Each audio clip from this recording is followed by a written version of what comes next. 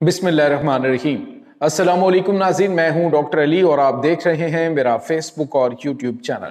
ناظرین، بڑی اہم ترین ڈیولپمنٹس ہیں، بہت بڑی خبر آپ کو دینے جا رہے ہیں، اور خبر ایسی ہے کہ جس سے ایک نیا کوہرام مچ گیا ہے۔ امریکہ اور سعودی عرب کے درمیان بڑا پھڈا ہوا ہے۔ محمد بن سلمان کو امریکی صدر ڈونلڈ ٹرمپ نے بڑی دھمکی دے دی ہے۔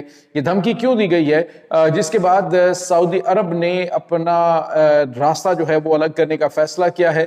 اس کی ڈیٹیل آپ جانیں گے، جبکہ ناظرین سینٹ کام کے ایک سابق کمانڈر جو ہیں وہ پاکستان کے حق میں بول پڑے ہیں۔ خاص طور پہ جو بھارت کا چہرہ ہے ایک بار پھر بے نقاب ہو گیا ہے۔ بلوچستان کے حوالے سے بڑا بیان دیا گیا، اس کی تمام تر ڈیٹیلز آج کے اس ویلاگ میں آپ جان پائیں گے۔ ویڈیو کی تفصیل میں جانے سے پہلے اگر آپ نے ہمارے اس چینل کو سبسکرائب نہیں کیا ہوا تو آپ سے گزارش ہے کائنڈلی اس کو سبسکرائب کر لیں اور بیل آئیکن کو ضرور دبا دیں تاکہ ہماری آنے والی ویڈیو سب سے پہلے آپ تک پہنچ سکیں۔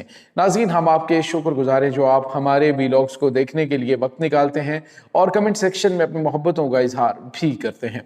ناظرین، اس وقت صورتحال یہ ہے کہ مشرق وسطیٰ کے اندر جو دنیا کے مختلف ممالک جو ہیں وہ اپنی موجودگی برقرار رکھنے کے لیے وہاں سے شیئر لینے کی حد الوسع کوشش کر رہے ہیں۔ اب عرصہ دراز سے امریکہ جو ہے، خاص طور پہ سعودی عرب، عرب امارات، قطر، یعنی ان کی جو تیل کی دولت ہے اسے ہتھیاروں میں تبدیل کرتا رہا۔ یعنی وہ تیل بیچتے ہیں اور ان تیل کے بدلے ان کو ہتھیار جو ہے وہ ملتے رہے، یعنی جو بھی دولت یہ کماتے تھے، کبھی ایران کا خوف دلا کے، کبھی یمن کے جو حوثی ہیں ان کو خوف دلا کے، کبھی کسی طریقے سے۔ اب جب پاکستان نے انٹری ڈالی ہے تو پاکستان نے یہ بہت سارے جو معاملات ہیں ان کو سالو کروانے کی ہر ممکن کوشش کی اور اس میں پاکستان کامیاب رہا ہے۔ ایک تو پاکستان اور سعودی عرب کا بڑا پرانا تعلق بھی ہے، اور آپ یوں سمجھ لیجئے کہ جو پاکستان کا ایٹمی پروگرام ہے اس کو فائنانس کے حوالے سے جو ایشوز تھے وہ سعودی عرب کی جانب سے حل کیے جاتے رہے ہیں۔ اب یوں سمجھ لیجئے کہ جب پاکستان کے ساتھ دفاعی معاہدہ ہوا ہے تو اس کے بعد سعودی عرب جو پہلے بڑے محتاط قسم کے بیانات دیا کرتا تھا اب بڑا کھل کھلا کے بیانات دینا شروع ہو گیا ہے۔ ناظرین، ابھی جو صورتحال ہے وہ یہ ہے کہ چائنا اور روس امریکہ کے مد مقابل مشرق وسطیٰ کے اندر اپنا اثر و رسوخ بڑھانے کی ہر ممکن کوشش کریں۔ چائنا جو ہے وہ پاکستان کے ذریعے اور رشیا جو ہے وہ براہ راست ان کے ساتھ اچھے تعلقات رکھے ہوئے ہیں۔ اب ناظرین، امریکی صدر ڈونلڈ ٹرمپ کے ساتھ ریسنٹلی جب ان کا وزٹ ہوا ہے سعودی عرب کا تو 1000 ارب ڈالر جو ہے اس کی سرمایہ کاری کا اعلان کیا اور ہتھیاروں کی خریدنے کے حوالے سے بات چیت ہوئی۔ لیکن ناظرین، اب معاملات لگتا ہے کہ زیادہ عرصہ نہیں چلنے والے، کیونکہ سعودی عرب کو اندازہ ہو گیا ہے، جب قطر کے اوپر اسرائیلی اٹیک ہوا تھا تو سعودی عرب کو اندازہ ہو گیا تھا کہ دفاع جو ہم نے ان کے حوالے کر رکھا ہے یہ انف نہیں ہے، اس کے لیے ہمیں مضبوط جو ہے وہ ایک تو یہ ایٹمی ڈیٹرس ہمیں چاہیے، جس کے لیے انہوں نے پاکستان سے معاہدہ کیا۔ اب آ جا کے دو اور اسلامی ممالک جو ہیں جس میں ناظرین ایک تو ترکی اور دوسرا پاکستان، یہ دو ملک جو ہیں یہ دفاعی اعتبار سے، ٹیکنالوجی کے اعتبار سے بہت زیادہ آگے ہیں۔ ترکی خاص طور پہ میزائل ٹیکنالوجی ہے یا پھر ابھی جو ریسنٹلی آگے پروجیکٹ چل رہے ہیں اس میں۔ تو پہلے پلاننگ یہ تھی کہ جو سعودی عرب ہے وہ چائنیز ٹیکنالوجی کے اوپر آہستہ آہستہ کنورٹ ہوگا، لیکن اب ڈیسائیڈ ہوا کہ جب اتنا زیادہ سرمایہ ان کے پاس اپنا ہے تو یہ جو طاقتور اسلامی ممالک ہیں ان کے بلاک کے ساتھ مل کے اپنی پروڈکشن کیوں نہیں کرتے، کیوں غیروں کا کنٹرول ہو ان کے اوپر، یہ سارے کا سارا کنٹرول اپنے ہاتھ میں رکھیں گے۔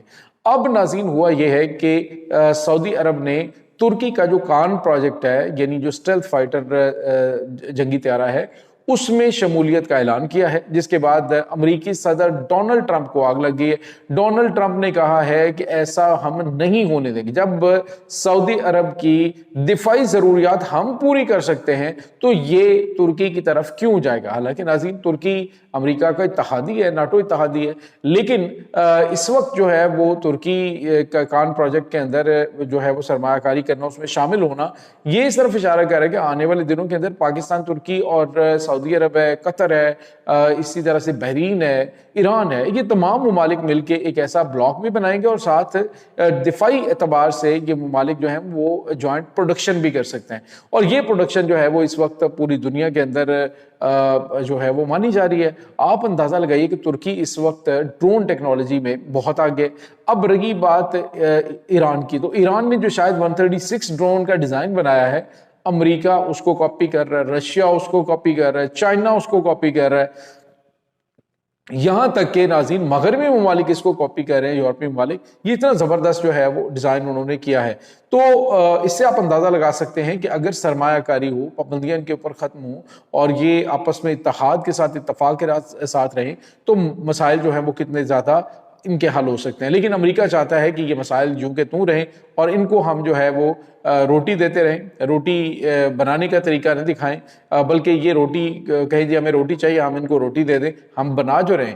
لیکن اب جو سعودی عرب ہے اس کو بھی اندازہ ہو چکا ہے، تو اس نے اب انڈیپینڈنٹ ہونے کا فیصلہ کیا ہے، جو کہ ایک پازیٹیو چیز ہے۔ اور یہ اسٹرینتھ تب ملی ہے کہ جب ان کو ایران سے کوئی خطرہ نہیں۔ خود ان کے جو فارن منسٹر انہوں نے کہا جی کہ ہمیں سمجھ نہیں آتی کہ جب ہمارے ایران کے ساتھ تعلقات خراب تھے تو تب امریکہ ہمیں ان کا ڈراوا دے کے ہتھیار بیچتا تھا، لیکن اب جب ہم ایران کے ساتھ ہمارے تعلقات اچھے ہیں تو یہ ایران کے اوپر حملہ کرنے کے لیے ہماری بیسیں استعمال کرنے کی بات کر رہا ہے۔ تو کہنے کا مطلب یہ ہے کہ امریکہ جو ہے وہ خطے کے اندر نہیں چاہتا کہ امن آئے گا تو یہ کچھ کریٹو سوچیں گے، اور کریٹو سوچیں گے تو وہ امریکہ کی یہاں سے چھٹی ہو جائے گی۔